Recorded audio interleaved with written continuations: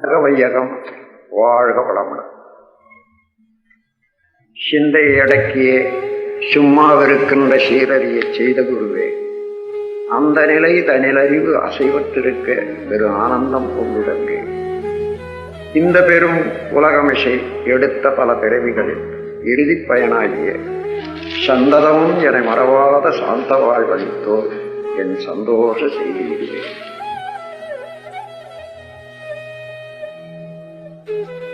Rotary சங்கத்தின் உறுப்பினர்களே, இன்னும் மற்ற இங்கு குழுமி இருக்காண்டர்களே, இது ஒரு மகிழ்ச்சிக்குரிய நல்ல நாள். அந்த மகிழ்ச்சிக்கு உள்ளிருந்து பொங்கி வரக்கூடிய அந்த மகிழ்ச்சிக்கு என்ன காரணம் என்றால், நாம் எந்த திசையை நோக்கி சென்று கொண்டிருக்கிறோமோ, என்ன கொள்கையை வகுத்துக் கொண்டு நாம் முன்னேறிக்கொண்டு இருக்கிறோமோ, இந்த தொண்டினை நாம் ஆற்றிக்கொண்டிருக்கிறோமோ, அதே திசையை நோக்கி அதே தொண்டினை செய்து கொண்டு மேலும் நமக்கு உதவியாகவே அத்தகைய தொண்டு உலகம் முழுவதும் ஏற்கனவே பரவிட்டு கொண்டு அவர்கள் நம்மோடு கை கொடுக்க வந்தது போன்று இந்த கூட்டம் எனக்கு இருப்பதனாலே மகிழ்ச்சி அதிகரிக்கிறது. ஏனென்றால் சுழற்சங்கம் உலகம் தழுவியது. அவருடைய கொள்கையை பார்க்க போனால் இப்பொழுதுதான் இன்றுதான் பார்த்தேன் நான். உலக சமுதாய சேவா சங்கம் என்ன நோக்கத்தோடு அதை செய்ய வேண்டும் என்று நாம் கருதி இப்பொழுது தொடங்கி செய்து கொண்டிருக்கிறோமோ, அதே கொள்கையை அடிப்படையாக கொண்டு உலகிலே மக்களுக்கு ஈகை என்ற முறையிலே, முக்கியமாக ஈகை என்ற முறையிலே குறை தீர்க்க, துன்பத்தில் இருந்து மக்களை விடுவிக்க, உதவி செய்ய, அதையே தொண்டாக அதுவே தங்கள் செயலாக கொண்ட ஒரு சங்கத்தோடு தொடர்பு கொள்ளும் போது எவ்வாறு உள்ளம் இருக்கும் அன்பர்களே. அந்த 4 போர்வே டெஸ்ட் என்று ஒரு கார்டு அட்டை கொடுத்திருக்காங்க. முதல்லையே இஸ் இட் த ட்ரூத், அதாவது உண்மை உணர்வு, உண்மை அறிய வேண்டும், உண்மை நாட்டம் வேண்டும் என்பதை அங்கே குறிக்கப்பட்டிருக்கிறது. அடுத்தது, ஏதேனும் செய்வதில் எல்லோருக்கும் நன்மை உள்ளதா என்பது 2வது. அப்படி பார்த்து செய்ய வேண்டும். Will it build goodwill and better friendship? அதுவும் சமுதாயத்திலே உள்ள மக்களோடு இனிமையாக நலம் பயக்க வல்லதா? Will it be beneficial to all concerned? இப்படி பார்த்தீங்கன்னா இந்த கர்மயோகத்தினுடைய ஒரு அடிப்படை கொள்கையே இங்கே சுருக்கமாக அமைந்திருக்கிறது என்று சொல்லலாம். அன்பர்களே, மனிதனுடைய அறிவு மனம் என்ற நிலையில 4 படிகளிலே இயங்கிக் கொண்டு இருக்கிறது, இயங்க வல்லது. துன்பம், இன்பம், அமைதி, பேரின்பம் என்று 4 தான். வாழ்க்கையை எடுத்துக்கொண்டீர்களானால் மனிதன் வாழ்க்கை இந்த 4க்குள்ளாகத்தான் இருக்கும் மனநிலை எப்பொழுதும். அந்த துன்பம் என்பது அக்ரவேட்டட் ஸ்டேட் ஆஃப் மைண்ட், மன உணர்ச்சி வயப்பட்டது. அது இந்த உடல்ல உள்ள செல்களும் மன அலை ஃப்ரீக்வன்சி அண்ட் வேவ்லென்த் இவைகளெல்லாம் முரணாக இருப்பது. அந்த நிலையில அது துன்பம் தான். அதான் துன்பம். இன்பம் என்பது உள்ள இயல்புகளை அதை ஊக்குவித்து அளவோடு முறையோடு அனுபவித்துக் கொள்ளும் போது இன்ப உணர்வு என்று சொல்லுவோம். இன்பமும் இல்லை, துன்பமும் இல்லை, அமைதியான நிலையில இருக்கிறது என்றால் அதுதான் அமைதி. அந்த அமைதியிலேயே அறிவை செலுத்தி இயற்கை உணர்ந்து தன்னை உணர்ந்து இயற்கையோடு அறிவை ஒப்பிட்டு அதிலே உள்ள பெருமைகளை இன்பங்களை நுகர்ந்து கொண்டிருக்கக்கூடிய இடைவிடாத விழிப்பு நிலையில இறைநிலையோடு எண்ணத்தை கலக்கவிட்டு இந்த பிரபஞ்சம் முழுவதும் நடைபெற்றுக் கொண்டிருக்கக்கூடிய பேராதார பெரும் இயக்கங்களை எல்லாம் கண்டுகளித்துக் கொண்டிருக்கக்கூடிய மனம்தான் அது பேரின்பம் என்று சொல்லுகிறது. இந்த 4 நிலைகள்ல துன்பம் ஒன்றுதான் மனிதனுடைய முன்னேற்றத்தை தடுக்க வல்லது.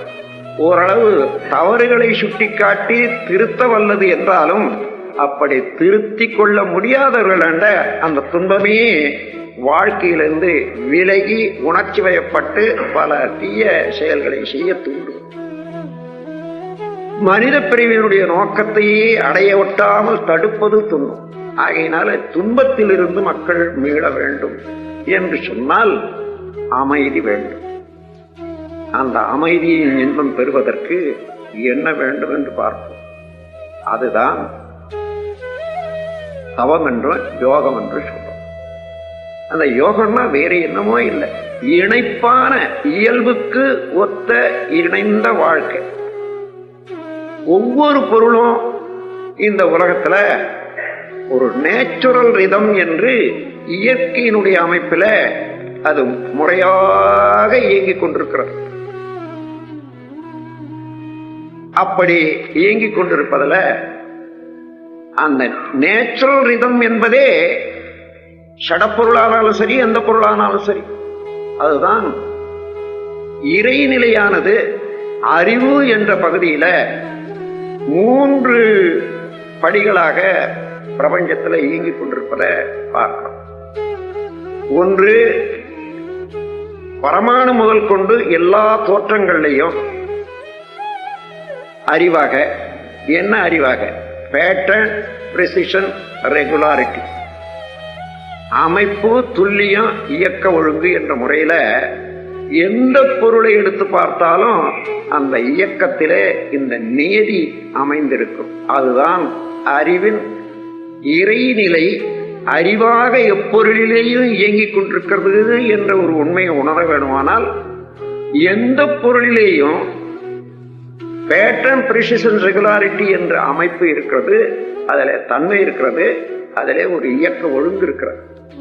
இந்த 3 இல்லாத ஒரு பொருளும் இல்லை. அதுதான் நேச்சுரல் ரிதம். அதன் பிறகு ஜீவன் என்ற உயிர்கள் என்ற இடத்துக்கு வந்துட்டா இதோடு உணர்ச்சி என்ற ஒரு நிலை கூடுகிறது. அந்த உணர்ச்சி என்ற நிலையிலேயும் 3 தன்மைகள், perception, cognition, experience and discrimination என்று ஆங்கிலத்தில் சொல்லலாம். அதாவது பொருள் இருப்பை உணர்வது, அப்படி உணரும் போது அதற்கு நமக்கு ஏற்பட்ட தொடர்பினாலே விளைந்த விளைவு இன்பமோ துன்பமோ அதை அனுபவிப்பது எக்ஸ்பீரியன்ஸ். முதல்ல காக்னிஷன், அதுக்கு அடுத்தது எக்ஸ்பீரியன்ஸ். டிஸ்கிரிமினேஷன், நேற்று பார்த்ததுக்கு இன்று பார்த்ததுக்கும் உள்ள வித்தியாசம், 2 பொருட்களுக்கு இடையே உள்ள வேறுபாடு, இவைகளை கணிப்பது. இதுதான் உணர்ச்சி நிலை உள்ள எந்த உயிருக்கும் இரண்டாவதாக உள்ள அறிவு நிலையாக இயற்கை இயங்கிக் கொண்டிருக்கு. மனிதனிடத்துல இதே அறிவு மனம், உயிர், மெய் என்ற 3 நிலைகளாக, புறமனம், பெரிஃபரல் ஸ்டேட் ஆஃப் கான்சியஸ்னஸ், அதுதான் மைண்ட் என்று மனம் என்று சொல்லுகிறோம். அந்த மனம் செய்த செயல்களை எல்லாம் இருப்பு வைத்துக் கொண்டு, பதிவில வைத்துக் கொண்டு, அவ்வப்போது மனதுக்கு ஒரு ரெக்கார்டாகவும் அல்லது தானாக தன்னுடைய ஆற்றல்ல பிரதிபலித்துக் கொண்டும் இருக்கக்கூடிய சப்கான்சியஸ் மைண்ட், அது உயிர் சக்தியிலே எவ்வளவும் பதிவு செய்து கொண்டிருப்பதனால அந்த கான்சியஸ்னஸ் என்பதற்கு நடு மனம் என்று சொல்றோம்.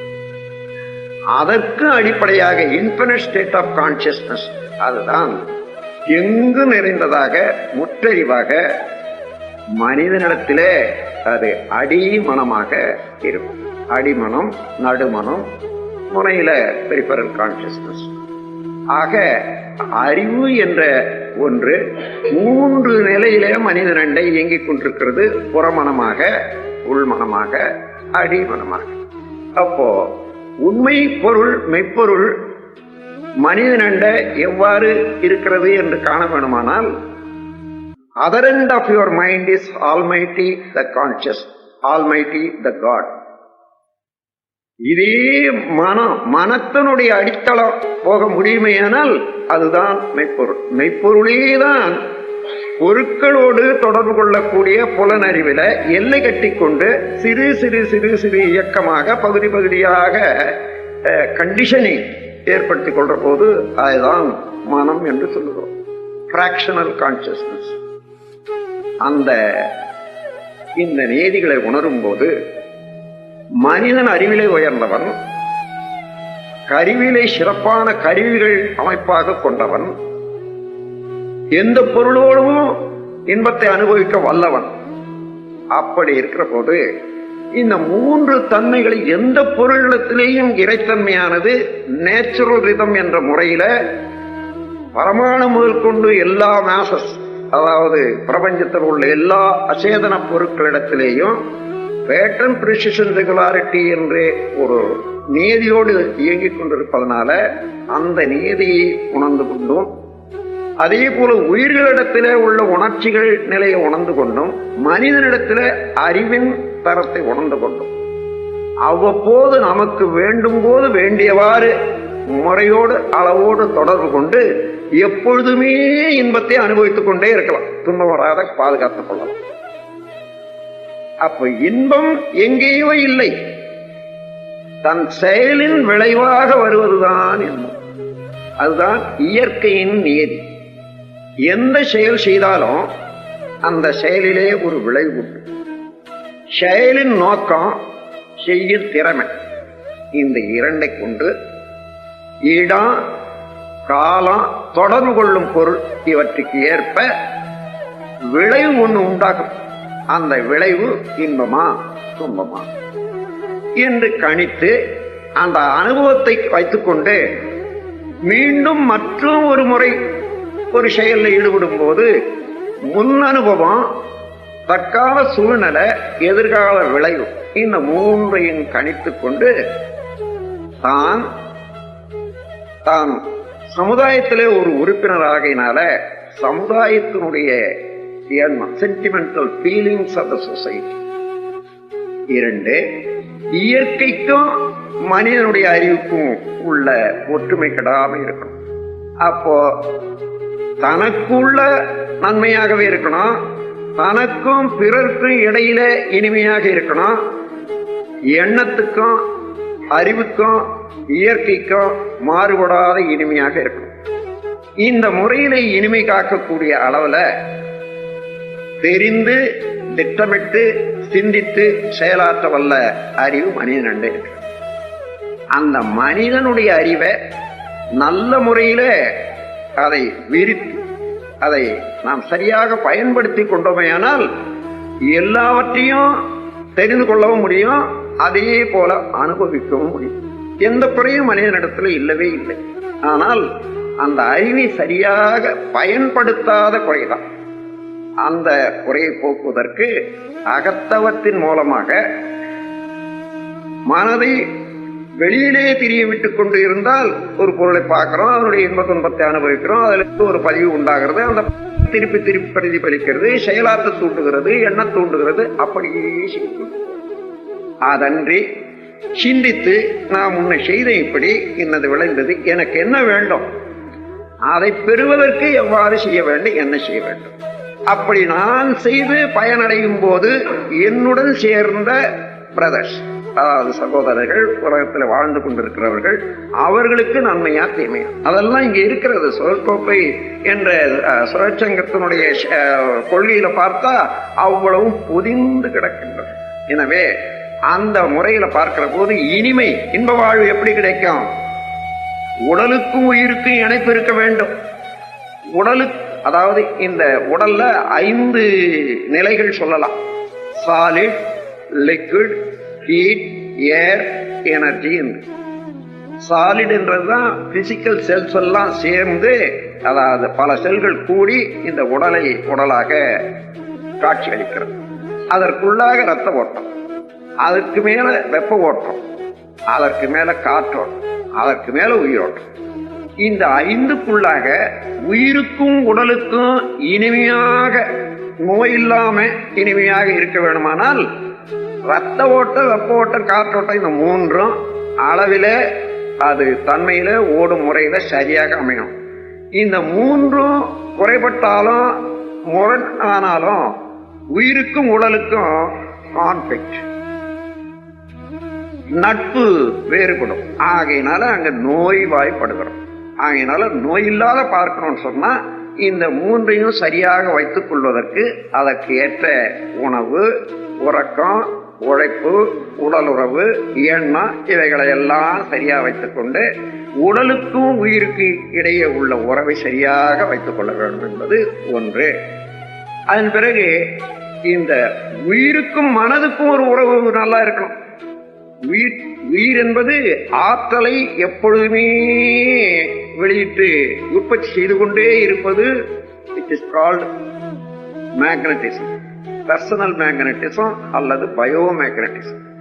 அதை மனம் எந்தெந்த வழியில ஈடுபட்டால் எந்த ஃப்ரீக்வன்சி, எந்த நீளம் என்பது உங்களுக்கு இது வரையில தெரியும்.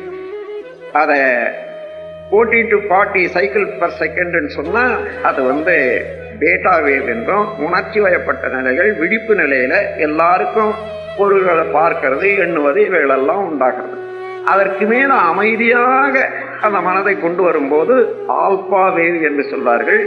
அது 8 to 13 frequency per second என்று சொல்லப்படுவது. அது தூக்க நேரத்துல தான் வரும் எல்லாருக்கும். அப்படி தூக்க நேரத்துல வர்ற போது நல்ல நுண்ணிய செல்கள் எல்லாம் இயங்க ஆரம்பிக்கும் எல்லா மூளையில. இங்கே இந்த கிராஸா இருக்கக்கூடியதெல்லாம் பீட்டா வேவ்ல வந்துடும். இங்கே ஆல்பா வேவுக்கு இன்னும் நுண்ணிய அளவுல, அங்கே அறிவுக்கு உண்மையான விளக்கம் எல்லாம் வரக்கூடிய காலம். அப்ப தூங்கினாதான் ஆல்பா வேவு வரும். தூங்குற போதுதான் பொருட்களை எண்ணாத, காலதூர பருமன் வேகம் என்ற 4 கணக்கீடுகள்ல மனதை ஈடுபடாத ஒடுங்கி இருக்க முடியுது.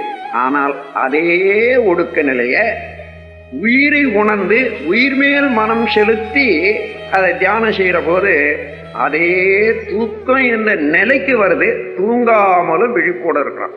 அந்த தூங்காமல் விழிப்போடு இருக்கிறதுனால அந்த நிலையில உள்ள மூளையினுடைய செல்கள்ல எவ்வளவு தூரம் இது எட்டி உணரக்கூடிய ஆற்றலை வளர்க்கும் என்பது அந்த நிலையில இருந்த ஆராய்ந்தவர்களுக்கு தான் தெரியும். அதனால்தான் தூங்காமல் தூங்கி சுகம் பெறுவதை காலம் என்று நமது பெரியவர்கள் எல்லாம் பாடி வச்சிருக்காங்க. அதற்கு மேலாக 4 to 7 என்றது தீட்டா வேவ் என்று, அது ஆழ்ந்த நிலையில, ஆழ்ந்த தூக்கம், கனவு கூட இல்லாத தூக்கத்துல வரக்கூடியது. அந்த நிலைக்கும் நம்ம பயிற்சியில கொண்டு போகலாம்.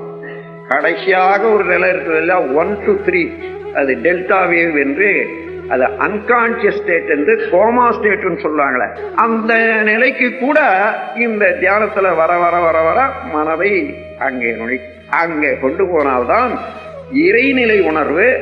இறைவன் தான் அறிவாகவும் இருக்கிறான், அந்த அறிவு தான் நானாக இருக்கிறேன். இங்க இருக்கிற போது அடித்தள அறிவாக இருக்கிறேன், அங்க போற போது எல்லாம் சேர்த்து வைத்துக் கொண்டிருக்கக்கூடிய பதிவுகளை சேர்த்து வைத்துக் கொண்டிருக்கக்கூடிய உயிர் என்ற நிலையில இருக்கிறேன். அதன் புலன்களோட சேர்ந்து உலகத்துல ஒட்டி வாழும் போது, அதாவது இயங்கும் போது மனமாக இருக்கிறேன் என்று தன்னுடைய அறிவின் 3 நிலைகளையும் மனிதன் உணர்ந்து கொள்வதற்கு இந்த பயிற்சி உதவுகிறது. ஆகவே ஒவ்வொருவருக்கும் புலனறிவிலேயே கண்ட காட்சிகளும் அதனால பெற்ற அனுபவங்களும் திறமைகளும் மாத்திரம் வாழ்க்கைக்கு போராது. அதோடு புலன்களிலே இருந்து விடுத்து தான் நிலையாக நின்று அமைதி நிலைக்கு வந்து இன்னும் மேலும் புலன்களுக்கு எட்டாத செயல்கள், பிரபஞ்சத்துல ரகசியங்கள் எத்தனையோ உள்ளன அல்லவா. உதாரணமாக மனம் எத்தன்மையுடையது என்பதை அறிந்து கொள்ள வேண்டுமானால் மனம் புலன்கள் இயக்கத்திலே இருந்து ஒடுங்கி நின்றால்தான் மனதை அறிய முடியும். அந்த மனதின் தன்மைகள் 3ஐயும் அறிய முடியும். ஆகையினால அந்த முறையில மனம் செம்மைப்படுமையானால் மனதை அறிந்து கொள்ள வசதி ஏற்படுமேயானால் உயிருக்கும் மனதுக்கும் பிணக்கே இராது, இனிமையாகவே இருக்கும். இந்த நிலை உண்டு. அதன் பிறகு தனக்கும் பிறருக்கும் பிணக்கில்லாம இந்த உலகத்துல எத்தனையோ கோடி மக்கள் வாழ்ந்து கொண்டு வர்றாங்க. அவர்கள் மத்தியில தான் நாம் வாழணும். ஒவ்வொருவரும் தேவையில, விருப்பத்தில, அறிவின் வளர்ச்சியில, பழக்கத்தில வேறுபட்ட நிலையில தான் இருப்பாங்க.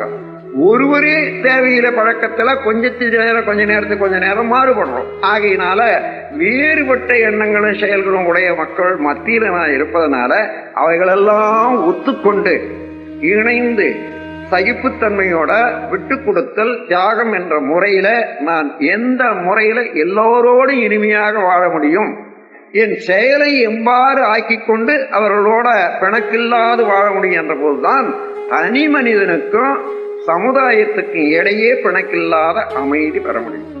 அதே போன்று இயற்கையிலே ஒரு சட்டம் இருக்கிறது. எந்த செயல் செய்தாலும் இடம், காலம், தொடர்பு கொள்ளும் பொருளுக்கு ஏற்ப, நோக்கம், திறமைக்கு ஏற்ப விளைவு நிச்சயம். அந்த விளைவு இன்பமாகவோ துன்பமாகவோ உண்டாகும். இதை உணர்ந்து எந்த செயல் செய்தாலும் ஒரு விளைவு உண்டு. ஆகையினால எனக்கு என்ன வேண்டும், இந்த விளைவு வேணுமானால் நான் எந்த முறையிலே செய்ய வேண்டும் என்று இயற்கையினுடைய சட்டம், லா ஆஃப் நேச்சர், அதை எந்த அளவு மனிதன் உணர்ந்து கொண்டு அதை பயன்படுத்திக் கொள்கிறானோ, அதோடு தன்னுடைய அறிவை இணைத்துக் கொள்கிறானோ, அது இயற்கையோடு உள்ள இனிமை. அப்ப இயற்கையோடு ஒட்டிய இனிமை ஒன்று ஹார்மனி, சமுதாயத்தோடு ஒட்டி வாழக்கூடிய இனிமை ஒன்று, அது ஒரு ஹார்மனி. மனதுக்கும் உயிருக்கு இடையே புரொடெக்டிங் த ஹார்மனி, அந்த இனிமையை காத்தல். அதே போல உயிருக்கும் உடலுக்கும் இடையே உள்ள இனிமை காத்தல். இந்த 4 வகையிலேயும் இனிமையை காக்க வல்ல ஒரு கலை எதுவோ அதுதான் ஆன்மீக கலை. இது ஸ்பிரிட் என்ற உயிரை உணர்ந்து அந்த உயிரிலே மையமாக வைத்துக் கொண்டு புலன்கள் மூலமாக விரிந்து இயங்கிக் கொண்டிருக்கக்கூடிய மனம், அதை அறிவு என்று சொல்றோம். அந்த அறிவுக்கு நிலைக்களனாக இருக்கக்கூடிய ஸ்பிரிட் அல்லது உயிர் சூக்குமம் என்று சொல்றோம். அந்த உயிரை உணர்ந்து அதை முறைப்படுத்தி வாழ்வாங்கு வாழ்வதற்கு தானே சிறந்த கலைய, அதாவது தத்துவத்தை, விஞ்ஞானத்தை உணர்ந்து கொள்வதனால அந்த கலையை தான் ஆன்மீக கலை என்று சொல்லுவோம். அப்போ உலகத்துல பொருள் வயப்பட்ட எத்தனையோ கலைகள் வளர்ந்து கொண்டு இருந்த போதிலும் கூட அந்த பொருளினுடைய முடிவெல்லாம் எங்க வரணும்? ஆன்மாவிலே தான், அறிவிலே தான், மனதிலே தான் முடிய வேண்டும். ஆகவே மனதுக்கு முரண்படாத அந்த பொருட்களெல்லாம் தொடர்பு வேணுமானால் உண்மை உணர்வு வேணும். அவைதான் இங்க முன்ன வச்சிருக்காங்க இந்த சிவசங்க கொள்கைகள்ல. Is it the truth? ஒவ்வொன்றையும் உண்மையை உணரணும். அதுக்கு அடுத்தது is it fair to all concerned? இப்ப நான் சொன்ன மாதிரி நான் செய்யறது எல்லோருக்கும் நன்மை தரத்தக்கதா, ஒத்துக்கொள்ளக்கூடியதா? Is it suitable for the sentimental feelings of other people? என்ற போத ஒரு உயர்ந்த தன்மையோடு எவ்வாறு நம்முடைய செயலை ஒழுங்குபடுத்திக் கொள்ள வேண்டும். நான் ஒரு காலத்துல 25-30 ஆண்டுகளுக்கு முன்னதாக ஒரு நூல் எழுதினேன். அதுக்கு பேர் ஆல்ட்ருயிசம். அதுல அட்டையில ஒன்று போட்டேன், the peak of human culture is to respect the needs and ambitions of others. அந்த மாதிரி மனிதனுடைய அறிவு உயரும் போது பிறருடைய தேவை அறிந்து அவருடைய தேவைக்கு மதிப்பளித்து தன்னுடைய தேவைகளை சரி செய்து கொள்ளக்கூடிய அறிவுதான் ஒரு அறிவில உயர்ந்த நிலை. அந்த முறையில இவ்வாறு இன்பமோ துன்பம் வேறு எங்கேயுமே மனிதன் அறிவிலே, மனிதன் செயலில் அறிந்து கொள்ள வேண்டும். அறிந்ததை செயல்படுத்தி வாழ வேண்டாம். அங்கேதான் எது வேணுமோ அவ்வாறு பெறலாம். அப்படி பெறும்போது இந்த உலகத்துல இதுவரையில அறிவின் குறைபாட்டினால, செயல் தவறுனால உலகத்துல நோய்கள், துன்பங்கள் இன்னும் பல நாம் பார்க்கிறோம். இவைகளை அறிவிலே மிகுந்தவர்களும் பொருளிலே மிகுந்தவர்களும் அவர்கள் முன் வந்து கொடுத்து அவர்களுக்கு உதவ வேண்டும். இந்த அறிவிலே உதவுவது கல்வி, அதாவது ஆன்மீக கல்வி. பொருளிலே உதவுதான் இந்த ஈகை. முக்கியமாக இந்த சுழற்சங்க சட்டத்தில் பார்க்க போனா செய்யக்கூடிய செயல்களெல்லாம் பிறருடைய நன்மைக்கு ஏது ஒன்று எதிர்பாராத தன்னிடம் உள்ள பொருளை வழங்கி வழங்கி வழங்கி 1000மோ 1,00,000மோ எந்த அளவில் அவர்களால் இயல முடியுமோ அப்படி ஒன்று சேர்ந்து கூடி பிறருக்கு நலம் புரிவதிலே கூட்டு. நான் காலையில சொன்னேன், புரட்சி திரட்சி என்று பலர் சேர்ந்து எங்களுக்கு இந்த நன்மை வேண்டும் என்று கூப்பாடு போட்டு உரிமைக்கு போராடுவது புரட்சி. எங்களிடம் இன்னது இருக்குது, வாருங்கள், இதையெல்லாம் நீங்கள் அனுபவித்துக் கொள்ளுங்கள் என்று உதவிக்காக எல்லாரையும் அழைக்கிறமே, அது திரட்சி. அந்த புரட்சியை விட்டு திரட்சி வழியே சென்று கொண்டிருக்கக்கூடிய இந்த தொழிற்சங்கத்தினுடைய நோக்கங்களை உலக மக்களெல்லாம் பாராட்டக்கூடியதாக அமைந்திருக்கிறது. அந்த நோக்கத்தை ஒட்டியே இந்த உலக சமுதாய சேவா சங்கம் தன்னுடைய ஆன்மீக சேவையை தொடங்குவதற்கு அடுத்த கட்டமான பொருள் துறையிலே செய்ய வேண்டிய எல்லாவற்றையும் ஒழுங்காக செய்து இப்பொழுது ஆக்கி கொண்டிருக்காங்க. உலகத்தை தயாராக்கி வச்சிருக்காங்க. ஒவ்வொருவர் உள்ளத்திலையும் அன்பு பிறக்க அது வழிவகுத்துக் கொண்டிருக்கிறது என்பதையும் எடுத்து கூறுகிறேன். அந்த முறையில இவ்வாறு இப்ப இதற்கு மேலாக இந்த ஆன்மீகத்துறையே பொருள் துறையில செய்யறது போறாதா என்றால் போறாது. ஆன்மீக, அதாவது அறிவு வறுமை, பொருள் வறுமை இன்றைக்கு கொடுக்கிறோம், தீர்ந்துடுறோம். அறிவு வறுமையை விட்டு வச்சா மீண்டும் அது பொருள் வறுமையே ஏற்பட்டுவிடும். உடல் நலக்கேடு அல்லது வீண் செலவு இவர்களால. அதனால அறிவின் வறுமையும் போக்க வேணும். அறிவின் வறுமையில 3 வகையா சொல்லலாம். Innocence, ignorance and emotion. இந்த 3 தான் அறிவுல வறுமை. இன்னசென்ஸ் என்பது அறியாமலே இன்னது செய்தால் இன்னது விளையும் என்று சின்ன குழந்தைகள் அல்லது அன்டெவலப்டு பீப்புள் மென்டலி அவர்களுக்கு இருக்கக்கூடிய அறிவுக்கு இன்னசென்ஸ் சொல்லலாம். இக்னோரன்ஸ் என்றது அப்படி அல்ல. தெரிந்து கொண்டார்கள், தெரிந்து கொண்ட பிறகு கூட அந்த தெரிந்ததை வாழ்க்கையில பயன்படுத்தாத நழுவ விட்டு விடுறாங்க, அலட்சியம் பண்றாங்க. அந்த முறையில பார்க்கிறது தான் இக்னோரன்ஸ். சாதாரண இக்னோரன்ஸ் என்பதை நாம் அறியாமை என்று சொல்றோம். அறியாமை இல்லை, இக்னோர் என்ற வார்த்தையில இருந்துதான் இக்னோரன்ஸ் என்று வந்திருக்கிறது. உதாரணமாக, நான் இன்றைக்கு இவ்வளவு சாப்பிட்டேன், அதாவது இவ்வளவுதான் எனக்கு ஜீரணிக்கும் என்பது என்னுடைய அனுபவத்துல தெரியுது. ஒரு இடத்துல நல்ல உணவு கொடுக்குறாங்க, எனக்கு தெரியும் இது வரைக்கும் தான் ஜீரணிக்க முடியும் என்று தெரிந்தும் சரி இன்னும் கொஞ்சம் போட்டு இருக்கும், சுலபமா இருக்கு, நல்லா இருக்கு என்று போட்டா அன்னைக்கு சாயங்காலம் பிடிப்பட்டு. இப்ப அறிந்தும் அந்த அறிந்த அறிவை அலட்சியம் செய்து விட்டு பாருங்க. அம்மாதிரி இதுவரையில பெற்ற அறிவு ஒவ்வொருவருக்கும் இருக்கக்கூடியது பார்க்க போனா இது எவ்வளவோ பெரிய பொக்கிஷமாக இருக்கிறது. ஒவ்வொருவருக்கும் வந்திருக்கக்கூடிய அனுபவங்கள், அந்த அனுபவங்கள் அத்தனையும் தூக்கி போட்டுட்டு அவ்வப்போது உணர்ச்சி வயப்பட்டு என்ன செய்யணுமோ அதை செய்துட்டு இருக்கிற போது அதனால குற்றங்கள், அதான் விளைவுகள், தீய விளைவுகள், துன்பங்கள் வந்து கொண்டே இருக்கின்றன. ஆகவே இதைத்தான் இக்னோரன்ஸ் என்று சொல்வது. அறிவுக்கு அறிவின் வறுமைக்கு 2வது கட்டம். 3வது எமோஷன். ஏதோ ஒரு இன்பத்துல பற்றோ அல்லது பொருள் பற்றோ மனித பற்றோ வைத்துக்கொண்டு அதிலேயே தான் என்ன செய்கிறோம் என்று கூட தெரியாத, என்ன விளையும் என்று தெரியாத, அளவு முறை தெரியாத அதில் ஈடுபட்டு தனக்கும் பிறருக்கும் அழிவை தேடிக்கொள்ளக்கூடிய அளவுக்கு வரக்கூடிய செயல்களை விளைவிக்கக்கூடியதுதான் உணர்ச்சி வயம். இந்த 3 அறிவின் வறுமைதான். இந்த அறிவின் வறுமையை போக்க வேண்டுமானால் மனதுக்கு இடம் வேண்டும், தெளிவு வேண்டும். மனதை நிலைக்க செய்து மனிதனை நிலைக்க செய்யும் போது என்ன, முதலாவது you are bringing the mental level from beta wave to alpha wave.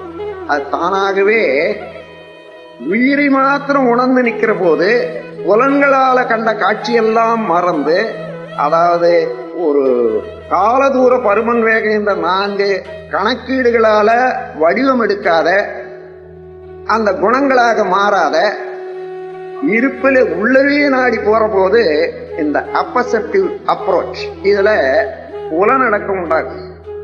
இதனால என்ன, புலன் மூலமாக செலவழிக்கக்கூடிய ஒரு சக்தி இருக்கிறத, அந்த சக்தியில 4/1 தான் இங்க செலவழியும். செலவை வீண் செலவை குறைச்சிடுற போது அமைதி நிலைக்கு மனம் வருகிறது. அமைதி நிலைக்கு மனம் வருகிற போது அந்த ஜீவகாந்த சக்தியினுடைய செயல், அதாவது செலவு அளவு குறைய, அதை உற்பத்தி செய்து கொண்டே இருப்பதற்கு விரைவாக ஓடிக்கொண்டிருக்கக்கூடிய உயிர் அமைதி பெறும், இயல்பாக ஓட ஆரம்பிக்கும். அந்த உயிர் இயல்பாக ஓட ஆரம்பிக்கிற போது செல்கள் எல்லாம், உடல்ல உள்ள செல்கள் எல்லாம் அது தானாக அக்ரவேஷன் இல்லாம அமைதியாக இருக்கிறது. இங்கே உடல்ல உள்ள செல்கள் அமைதி பெறுகின்றன, உயிர் சக்தி அமைதி பெறுகின்றது, அதோட மனமும் அமைதியாக இருக்கிறது. இந்த மூன்றும் ஒரே அமைதியாக வர்ற போது கோஆர்டினேஷன், இந்த மூன்றுக்கும் இணைப்பு நன்றாக இருக்கும். இப்ப ஏதோ ஒன்று செய்யணும் என்று நினைக்கிறோம், கையை தூக்கணும் என்று நினைக்கிற போது கையை தூக்குறோம்னா இந்த கோஆர்டினேஷன் உடல்ல உள்ள செல்களுக்கும் மூளையில உள்ள செல்களுக்கும் ஒரு இணைப்பு இருக்கிறது. அந்த இணைப்புக்கு ஒத்துழைக்கிறது. அந்த மாதிரி சரியாக இருக்க வேணுமானால் மனிதனுக்கு அமைதி இருக்கணும், உடல் நலம் இருக்கணும்னு சொன்னா இந்த கோஆர்டினேஷன் எப்பொழுதும் பாதுகாக்கணும். அப்படி இல்லை, மனம் வேகமாக இயங்குது, அதை தொடர்ந்து உயிர் சக்தி அதிகமாக இயங்குது, செல்கள் எல்லாம் முரண்பாடாக இருக்குதுன்னா இந்த காந்த நிலையம், நம்முடைய ஜீவகாந்த சக்தியே நிலையமாக கொண்ட இந்த உடல் அந்தந்த இடத்துல போலாரிட்டி, அது வடதுருவம் தென்துருவம் இந்த முனையில இணைத்து ஓடிக்கொண்டிருக்கக்கூடிய அணு அடுக்கு நிலையம் இது அங்கங்க சிதறுது. அதனால உடல் உறுப்புகள், அதனால எண்ணத்தினாலேயே ஏற்படக்கூடிய வியாதிகள் சைக்கோசோமேட்டிக் வியாதி என்று டிசீசஸ் என்று சொல்வார்கள். அந்த முறையில பல வகையில அந்த துன்பம் வருது அல்லவா, அதை குறைத்து கொண்டு எப்பொழுதுமே இனிமையாக முறையாக ஒரு அளவோடு செயல்படுவதற்கு பழகி கொள்றோம். இப்போ சாதாரண மக்கள் இருக்கிறது என்ன, அவர்கள் விருப்பத்துக்கு அவர்கள் வாழல, ஏற்கனவே ஏற்பட்ட பதிவுகள் வழியே அவ்வப்போது எண்ணமும் ஊக்குவிக்கப்படுகிறது, எண்ணுகிறார்கள். அதே போல உடல்ல உள்ள செல்கள் தானாக ஊக்குவிக்கப்பட்டு எண்ணத்தை இயக்கி செயல்களில் ஆழ்த்துகிறது. அப்ப பழக்கத்தின் வழியே போய்கொண்டிருக்கிற போது ஒரு திருப்பம் கொண்டு வருவதற்கு, நல்லதென்று உணர்ந்ததை செய்வதற்கு அது முடியறதில்லை. அதை நீக்கி தான் இவ்வாறுதான் வாழ வேண்டும், எனக்கு இன்னதுதான் வேண்டும், அதை இவ்வாறு பெறுவேன் என்ற ஒரு தெளிவு, அதுல ஒரு முடிவு, அந்த முடிவுக்கு ஏற்றவாறு வாழ்க்கையை வாழ்வதுதான் வாழ்வாங்கு வாழ்தலாகும். அத்தகைய வாழ்வை பெறுவதற்கு என்ன வேண்டும், முதல்ல இயற்கையினுடைய தன்மையை உணர வேண்டும். இறைநிலையானது, எல்லாம் வல்ல இறைநிலையானது ஒவ்வொரு பொருளிலும் அறிவாக விளங்கி கொண்டிருக்கிறது என்று நான் சொன்னேன். அது 3 கட்டமாக அசேதன பொருட்கள் என்று சொல்லக்கூடிய இன்ஆர்கானிக் மேட்டர்ஸ், இவைகள்ல பேட்டர்ன் பிரிசிஷன் ரெகுலாரிட்டி என்ற முறையில பரமாணு முதல் கொண்டு பெரிய பெரிய மாஸ் சூரியன் வரையில இது தவறாத இயங்கிக் கொண்டிருக்கிறது. அடுத்தபடி அதோடு சேர்ந்து ஜீவன்களிடத்துல காக்னிஷன், எக்ஸ்பீரியன்ஸ் அண்ட் டிஸ்கிரிமினேஷன் என்ற 3 தன்மையாக உணர்ச்சியாக இயங்கிக் கொண்டிருக்கிறது. அதே அறிவு மனிதன் என்ற மனம், அதாவது புலனறிவு, அந்த அறிவெல்லாம் புலனால பெற்ற அனுபவங்கள் எல்லாம் பதிந்து கொண்டிருக்கக்கூடிய நடு அறிவு, அதற்கு மேல அடிமனம் என்ற 3 நிலையிலே இயங்கிக் கொண்டிருக்கிறது மனிதனுடைய. ஆகவே இந்த அறிவின் தன்மையை உணர்ந்து எந்த பொருளிடத்திலே நாம் தொடர்பு கொண்ட போதிலும் கூட அந்த பொருளுடைய தன்மையை உணர்ந்து அதில் இருந்து நாம் பெற வேண்டியது என்ன முறையிலே இந்த இனிமையை அமைத்துக் கொள்ளலாம், இனிமை கடாத வாழ்வது எவ்வாறு என்று தெளிந்தபடியாக வாழக்கூடிய வாழ்வும், அதனால் அடையக்கூடிய நன்மையை எண்ணியபடி அதை பெறுவதும் தான் வாழ்வாங்கு வாழ்வது ஆகும். அந்த முறையிலே வாழ்வாங்கு வாழ்வதற்கு தெரிந்து கொள்ள வேண்டுமானால் முதல்ல நம்முடைய மனதை தெரிந்து கொள்ள வேண்டும். மனதை மனத்தாலன்றி வேறு எதனாலும் தெரிந்து கொள்ள முடியாது. அந்த மனதை புலன் வழியாகவே விட்டு கொண்டு இருந்தால் மாத்திரம் போராது. ஆகவே அதை அடக்கி உயிரை உணர்ந்து உயிருக்கு மூலமான இருப்பு நிலை உணர்ற போதுதான் இருப்பு, இயக்கம், விளைவுகள் இந்த மூன்றையும் தெரிந்து கொள்ள முடியும் என்பதற்கு இந்த அகத்தவம் என்ற உள்நோக்கு பயிற்சி மனித குலத்துக்கு அவசியம் என்று அடிக்கடி நான் எடுத்து சொல்லி வர்றது அதுவேதான்.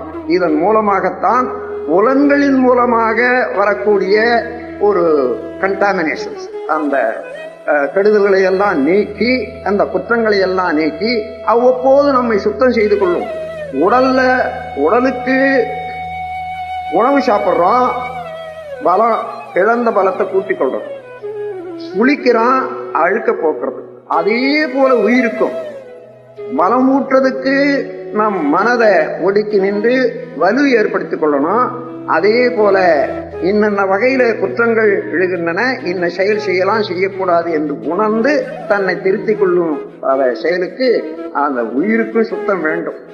ஆகவே உடலுக்கு கொடுக்கிற மாதிரி உயிருக்கும் கொடுக்க வேண்டும். ஆனால் பொருள் முக்கியம், அவசியம்தான். அந்த பொருளை வைத்திருக்கக்கூடியவர்கள் அந்த பொருளை கொண்டு எந்த அளவிலே இந்த உலகுக்கு பொருள்துறையிலே உள்ள வறுமையை நீக்க முடியுமோ அந்த வறுமையை நீக்கி செய்யக்கூடிய சேவையை மனமாற உலகம் பாராட்டி கொண்டிருக்கிறது. அது தெரிந்தோ தெரியாமலோ ஒவ்வொரு உள்ளமும் அதனுடைய நன்மையை அடையக்கூடிய உள்ளங்களெல்லாம் அதை வேண்டிக் கொண்டிருக்கின்றதை பார்க்கிறோம். அதோடு உங்களோடு நாங்கள் இணைந்து கொள்றோம். நீங்க பொருள் வழியிலே நீங்க செய்யக்கூடிய சேவையோடு இன்னும் ஒன்று ஆன்ம வழியிலே ஒவ்வொருவருக்கும் அதை வெளிச்சத்தை ஊட்டி அறிவின் வறுமையை போக்குவதற்காக இப்பொழுது உலக சமுதாய சேவா சங்கம் தயாராக இருக்கிறது. உங்களோடு கலந்து கொண்டு நீங்களும் நாங்களும் ஒன்றாகவே தான் வேலை செய்து கொண்டு வருகிறோம், இந்த தொண்டு உலகத்தை செய்து கொண்டிருக்கிறோம் என்ற உணர்வை ஏற்படுத்திக் கொள்வதற்கு இது நல்லதோர் வாய்ப்பாக இந்த கூட்டம் அமையுமேயானால் அது உலகுக்கு நல்லது, மனித குலத்துக்கு நல்லது.